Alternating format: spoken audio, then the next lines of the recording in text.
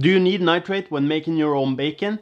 I made this bacon myself. This one has nitrate in it, this one does not. And today we'll see if I can tell them apart in a blind test and also see which one I prefer for future bacon making. And at the end I have a little announcement. This bacon is from Hank, the guy in the pink hat. He is raised here on the farm with lots of space to move around, lots of greens and roots to chew on, a little bit of cake, the occasional party hat, and some exercise. I found a piece that I could cut in two almost similar halves, trimmed off the edges so it would look nice, and the trimmings I turned into sausages later. Hello? I weighed both pieces, that's important so I would know how much salt to add later on. And for eyeballing it, 16 grams apart is not that half bad. I used this flaky salt that is hand harvested at the coast of Norway. I didn't know you could hand harvest salt, and when I think about it, I'm not sure how they make salt at all, so maybe that's an idea for a future video.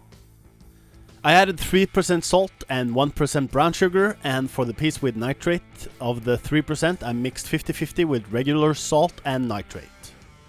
I gently massaged the salt sugar mix in there, giving it some extra love, making sure that the whole piece was covered. I used vacuum bags to store it in. The salt would extract some liquid and this way there would be no leakage. And also there would be no air in there. But there was something wrong with my new vacuumer, and right before sealing, air would get back in. I used some tape and an end so that I know which one had the nitrate in it, but then decided to just wrap the whole thing in plastic and return the vacuumer to the shop to get it fixed. And then I marked it again, and just to be safe in case something would magically happen to the tape I used, I also put on some string. Then I put it in a glass container, but decided to store them separately instead in case of leakage so they wouldn't contaminate each other and make everything taste the same. After 2 weeks I took them up to the smoker house at a friend's place. He was smoking some cured meat and I got to join his session. And I made a video note to myself that the nitrate piece was the second one I placed, but at this point I could really tell them apart by the color. I left them to dry for 2 days before smoking them for an additional 2 days, and the wood is what I believe is called common beech. The smoked bacon I buy in the store is not actually smoked, they just spray it with some liquid aroma to have a smoked feel to it. So I was pretty excited to see how using real smoke would affect the taste. One thing nitrate do is give the meat a lovely pink color, and only by the looks I would definitely prefer the nitrate one. There is a debate whether nitrate can give you cancer or not, and the government has a limit in how much nitrates the industry is allowed to put in their products. And when that is the case, I'm thinking there's no harm in not using it when making food for myself and the kids. But the exciting part is to see if I have to use it for it to even resemble and taste like bacon.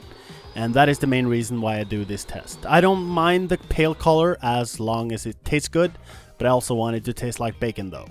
Then it was time to test it. I cooked them in butter in different pans so the taste wouldn't rub off. This is usually how I cook bacon. I like it a bit crispy. I just have to remember to unplug the smoke detectors in the kitchen before I start cooking.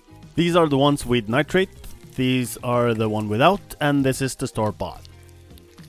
I also cooked the batch in the oven without the butter. This is a great way to cook bacon if you have a lot of people over. In a pan you can only fit so many, but this way you can make a lot and it's all done at the same time. I cooked them like I used to, and as you can see the store-bought in the middle is perfect, but the homemade ones are a bit on the dark side, almost blackish. So for the test I used the pan-cooked ones. I chopped it up in smaller pieces so I wouldn't be able to detect them by size or shape, and had a little helper move them around so I wouldn't know which one I was tasting.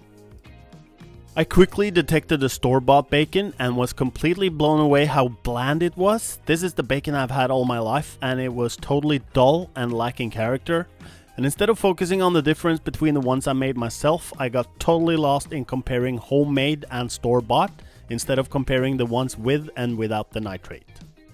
So now I'm doing it again, leaving the store-bought bacon back where it belongs, in the store. And I have here only the two that I made myself, to see if I can tell them apart, if there is a difference, and if I prefer one from the other. The bacon containing nitrate is marked with a blue N, and since my helper's not around, I'm using this electric camera Lazy Susan thing to spin around, so that I don't know which one is which.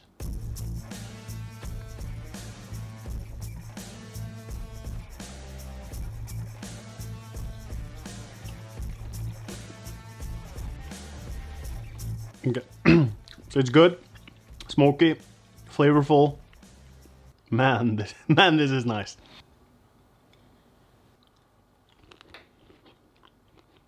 Also good, a little duller maybe. I think the first one had much more flavor to it.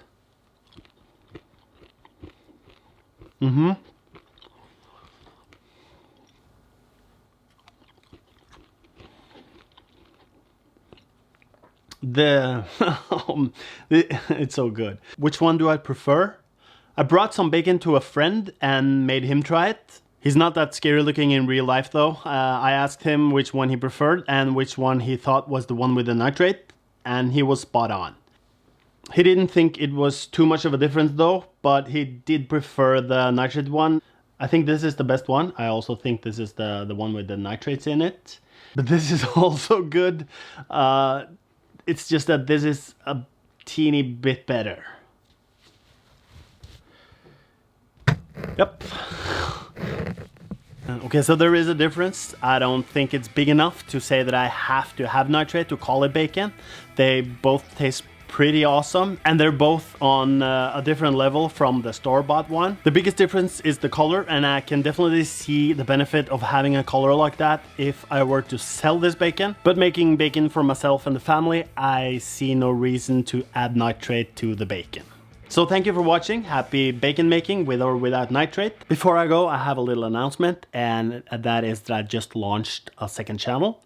It will be about making food, growing and raising and harvesting both meat and vegetables. It has a slower pace than these videos, a bit vlogish maybe. So knives and gear and stuff like this and general nonsense will still be on this channel. So if that's what you're after, stay right here.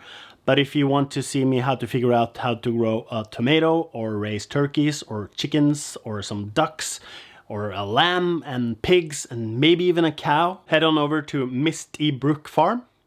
See you there. Bye.